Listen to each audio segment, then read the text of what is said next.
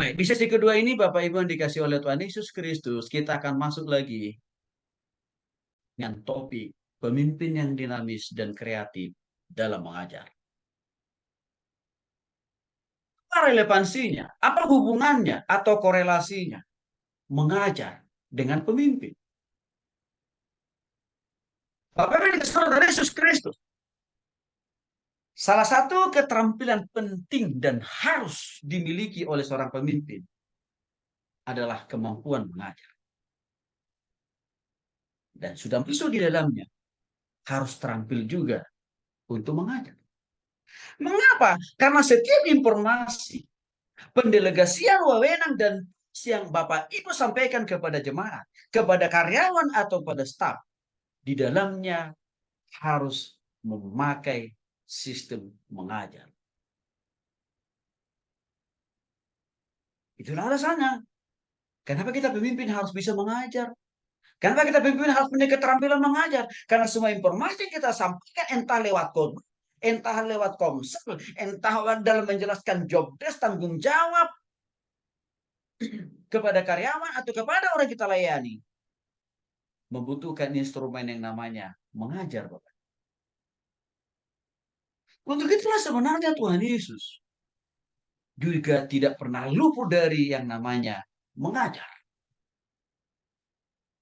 Bahkan metode mengajar dipakai oleh banyak Tuhan Yesus dalam menyampaikan setiap pesan-pesannya kepada para murid dan juga kepada kita. Dan itu dicatat semuanya di dalam Alkitab. Yesus menggunakan banyak metode dalam mengajar. Bahkan karena begitu banyaknya metode-metode mengajar yang dimiliki dan dipakai oleh Tuhan Yesus, dia tidak hanya terikat pada satu metode atau satu cara dalam mengajar.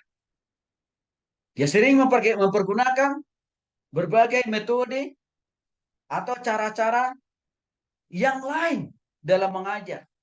Mulai dari yang lembut sampai kepada cara mengajar yang tegas. Mulai daripada mengajar hal-hal yang rumit, Yesus bisa mengajar dengan cara yang lebih mudah dipahami dan dimengerti. Kan di sisi lain Yesus juga mampu menyampaikan dan mengajarkan kepada para murid bagaimana memahami sesuatu hal yang abstrak menjadi konkret. Dan sebaliknya, bagaimana menjelaskan kepada para murid itu mengajarkan sesuatu hal yang konkret itu menjadi abstrak artinya tidak kelihatan. Semua metode dan cara ini dipakai oleh Tuhan Yesus, Bapak Ibu. Yesus sangat berbeda dengan para pelawak atau stand up komedi atau juga para artis. Beda. Walaupun hari-hari ini Bapak Ibu ada sebagian juga hamba-hamba Tuhan yang mengambil pola cara pelawak atau stand up komedi di dalam menyampaikan khotbah atau mengajarkan firman Tuhan kepada umat. Yang akibatnya Alkitab hanya sekedar informasi biasa saja. Hanya sebatas pelipur lara waktu jemaat menghadapi masalah dan tantangan. Tapi tidak ada pertobatan. Yesus tidak memakai metode dan cara itu, Bapak Ibu. Dia menginginkan setiap orang itu mengalami perjumpaan, pertobatan, perubahan, pertumbuhan, dan pembaharuan. Maka mengajar. Ini jadi salah satu cara yang paling efektif dipakai oleh Tuhan Yesus. Maka untuk itulah dalam kesempatan ini kita perlu tahu teknik atau metode apa saja yang Yesus pakai dalam mengajar secara dinamis dan kreatif. Yang pertama Bapak Ibu yang dikasih oleh Tuhan Yesus Kristus, Yesus dinamis mempergunakan pertanyaan. Artinya Yesus mengajar dengan cara bertanya. Ini adalah salah satu metode inti dari pengajaran Yesus. Matius, Markus, Lukas, Yohanes mencatat betul lebih dari 100 pertanyaan yang berbeda selalu sering digunakan Yesus dalam mengajar para murid. Tuhan Yesus mempergunakan pertanyaan-pertanyaan itu ada yang sifatnya langsung. Disampaikan pertanyaan itu dan langsung diterima respon masuk jawaban daripada murid. Ada juga yang tidak langsung, artinya lewat orang lain. Ya. Dan juga pertanyaan-pertanyaan Yesus itu juga ada yang panjang, tapi ada juga yang sangat sederhana. Nah, kalau kita ambil contohnya dalam Matius pasal 9 ayat 28.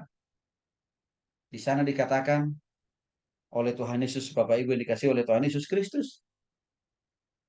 Percayakah kamu bahwa aku dapat melakukannya? Di Matius pasal 9 ayat 28. Itu yang ditanyakan oleh Yesus. Percayakah kamu bahwa aku dapat melakukannya? Bapak Ibu, pertanyaan ini konteksnya adalah Yesus menyembuhkan mata dua orang buta. Ya. Waktu itu Yesus masuk ke dalam sebuah rumah. Datanglah kedua orang buta itu kepadanya. Dan Yesus berkata kepada dua orang buta itu, kamu bahwa aku dapat melakukannya. Bahasa sederhananya Yesus bertanya kepada dua orang buta itu, kalian yakin nggak aku bisa mencelitkan mata kalian sehingga bisa pulih dan sembuh dan bisa melihat? Itu kan sebenarnya pesannya. Dan dua orang buta itu menjawab dengan tegas dan lugas. Ya Tuhan, aku, kami percaya. Muncul kata ya Tuhan. Jawaban mereka yang mengatakan ya Tuhan artinya apa? Mereka yakin betul bahwa Yesus itu adalah Tuhan, berkuasa, memulihkan, menyembuhkan, menjelikan mata mereka yang buta. Yesus pun akhirnya menjawab mata mereka sambil berkata, jadilah kepadamu menurut iman. Ini membuktikan Bapak Ibu dikasih oleh Tuhan Yesus Kristus. Jangan takut mempergunakan pertanyaan di dalam kita mengajar melayani orang. Pas nih, kalau kita bertanya jangan-jangan nanti kita yang ditanya balik. Enggak apa-apa kan Bapak Ibu. Kan kita tinggal cari jawabannya dari Alkitab. Iya Pak Sony, cuma kan kalau detik itu saat itu kita disuruh menjawab, ya nggak bisa lah. Kan gampang, Bapak Ibu tinggal katakan, berikan saya waktu dan kesempatan untuk memberikan jawaban yang terbaik. Minggu depan saya akan jawab. Kan kita nggak perlu minder, nggak perlu merasa dipermalukan kan kalau kita mengatakan begitu. Tidak berarti harga diri kita turun menjadi 1 ons, enggak kan Bapak Ibu. Sebelum ke situ, pasti Roh Kudus bisa tolong Bapak Ibu untuk juga apa? Memberikan jawaban kan. Jadi jangan takut juga. Kalaupun kita ditanya,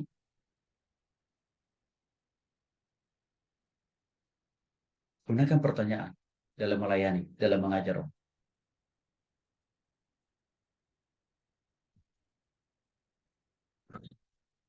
Pertanyaannya, apa sih maksud motif tujuan Tuhan Yesus? Sehingga dia sering kali memakai atau mempergunakan pertanyaan dalam waktu dia mengajar. Tujuannya karena Yesus mau mendapatkan jawaban yang benar bagi pendengar. Artinya Yesus mengajukan pertanyaan itu untuk menguji apakah dua orang buta itu yakin betul, percaya betul bahwa Yesus itu Tuhan. Kan jawaban yang benar itu yang ingin diharapkan oleh Yesus. Dan memang jawaban mereka benar, engkau adalah Tuhan. Maka dalam ayat 29 tadi dalam Matius pasal 9 ayat 28 sampai 29. Yesus menjamah mata orang itu dan berkata, jadilah menurut iman, langsung sembuh.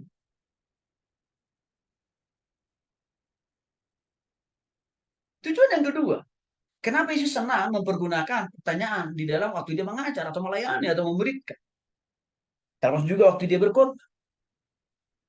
Karena Yesus mau lebih meyakinkan mereka terhadap jawaban yang benar dan mengingatkan orang-orang yang dilayani itu tentang apa yang telah diajarkan oleh Yesus. Kita ambil contoh dalam Markus pasal yang ke-8 ayat 27 ayat 27 sampai 32. Ya. Di mana di sini Bapak Ibu kita lihat ya Yesus bertanya kepada para murid, kata orang, siapakah aku ini? Ya, itu pertanyaan Yesus. Dalam bahasa sederhana, Yesus mengatakan kepada para murid, menurut kalian kira-kira siapakah aku ini? Maka para murid itu menjawab. Ada yang mengatakan, Yohanes Pembaptis. Ada juga yang mengatakan, Elia. Ada pula yang mengatakan, seorang dari para nabi. Menarik.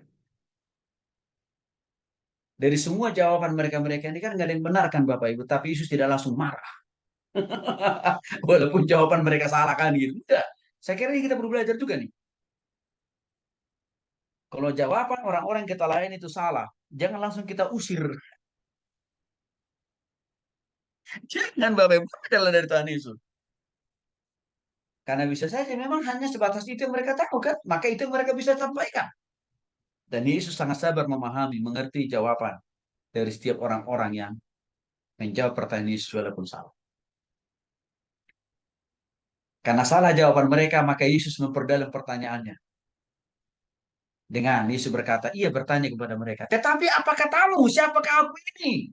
Pertanyaannya lebih mengerutut kepada yang namanya Petrus. Maka Petrus menjawab, engkau adalah Mesias. Jawaban Petrus lebih baik, lebih benar, lebih berkualitas dibanding daripada para murid-murid yang lain.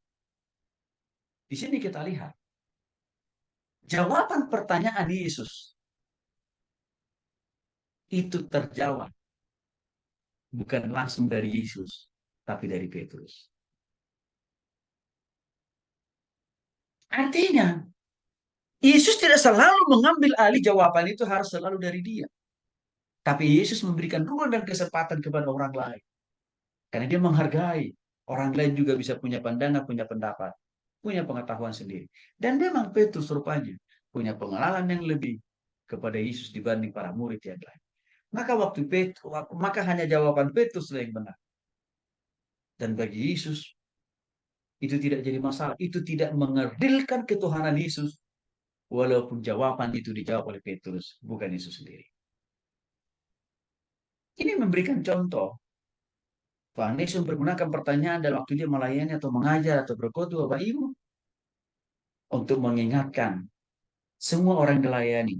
Sejauh mana tingkat pemahaman dan pengertian mereka.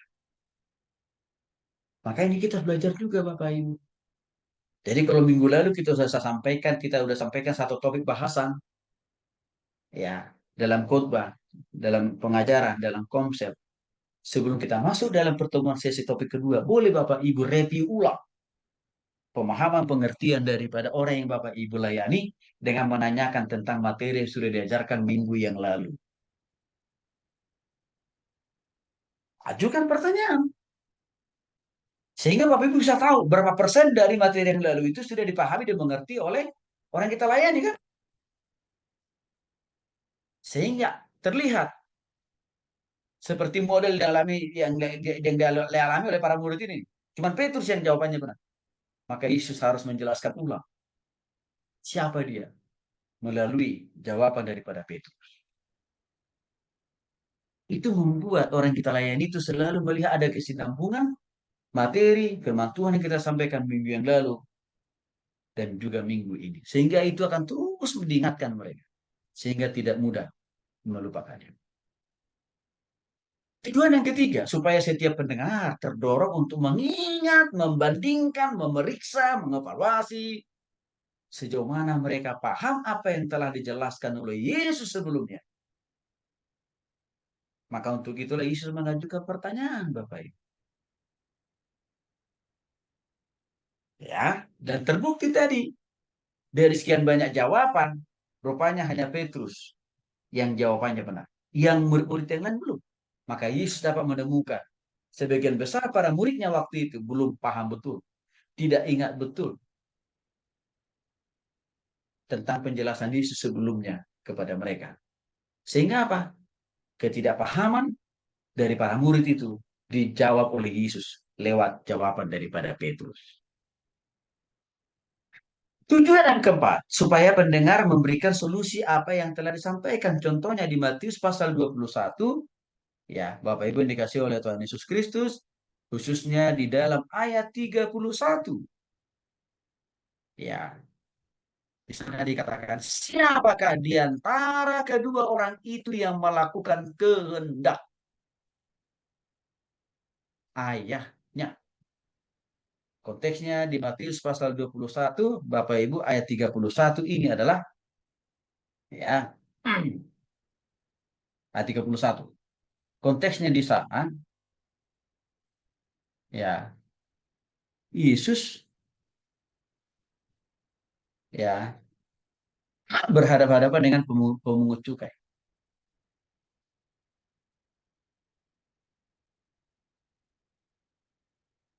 Dalam ayat itu bicara tentang perumpamaan tentang dua orang anak. Siapakah di antara kedua orang itu yang melakukan kehendak ayahnya? Jawab mereka yang terakhir. Kata Yesus kepada mereka, aku berkata kepadamu sesungguhnya, pemungut cukai dan perempuan-perempuan sundal akan mendahului kamu masuk ke dalam kerajaan Allah. Pertanyaannya, emang apa yang dilakukan dua orang anak itu? Ayat 28. Tetapi apakah pendapatmu tentang ini? Seorang mempunyai dua anak laki-laki. Ia pergi kepada anak yang sulung dan berkata, anakku pergi dan bekerja hari ini dalam kebunanku. Jawab anak itu, baik Bapak, tetapi ia tidak pergi. Lalu orang itu pergi kepada anak yang kedua dan berkata demikian. Dan anak itu menjawab, aku tidak mau, tetapi kemudian menyesal lalu pergi. Ini kan respon yang berbeda-beda. Jadi anak yang pertama tadi disuruh supaya pergi ke ladang dia, Bapak Ibu, nggak pergi dia. Tapi anak yang kedua, ya disuruh dia ke ladang, dia bilang, saya nggak mau, tapi pergi. Begitu. Kan seringkali kita juga menemui pola karakter anak kita seperti ini ya. Kita suruh anak kita nyapu, enggak.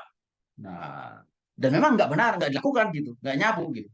Tapi ada juga tipe anak kita, kamu nyapu ya, enggak.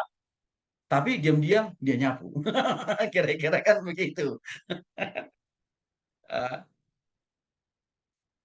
Nah, Yesus ya memakai pertanyaan dalam contoh tadi di Matius pasal 21 ayat 31 ini Bapak Ibu. Ya,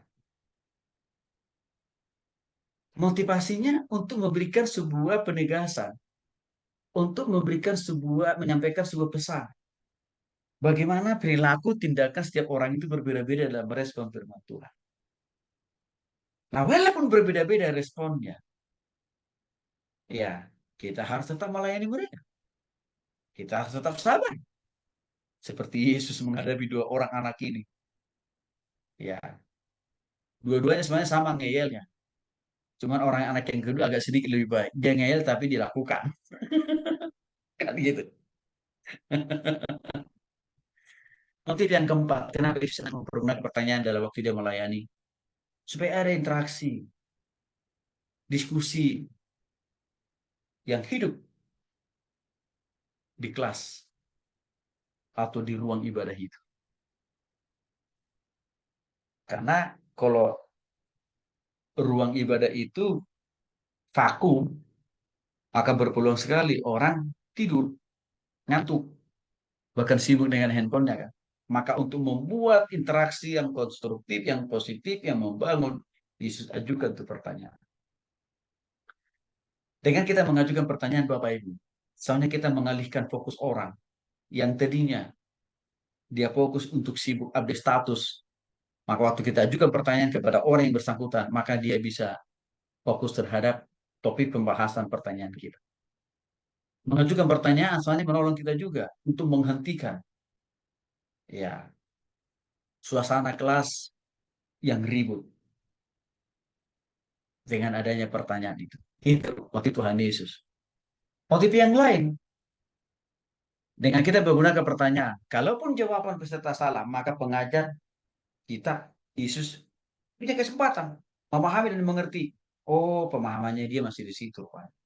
Sehingga dengan kita tahu itu, maka kita tahu juga betul bagaimana memberikan penjelasan lebih baik dan yang lebih benar. Disitulah kita gunanya mengajukan pertanyaan. Jadi pertanyaan itu menjadi alat ukur sebenarnya. menyelami pemahaman orang, pengetahuan orang tentang sesuatu yang kita ajarkan. Sudah paham belum? Ya. Yang ketujuh, supaya peserta dapat mengajarkan kembali kepada orang lain apa yang telah didengar. Semakin seringnya kita mengajukan pertanyaan, itu akan menumbuh kembangkan di dalam pemahaman dan pemikiran orang yang kita layani itu, untuk memahami lebih dalam dan lebih luas jawaban kita, sehingga dia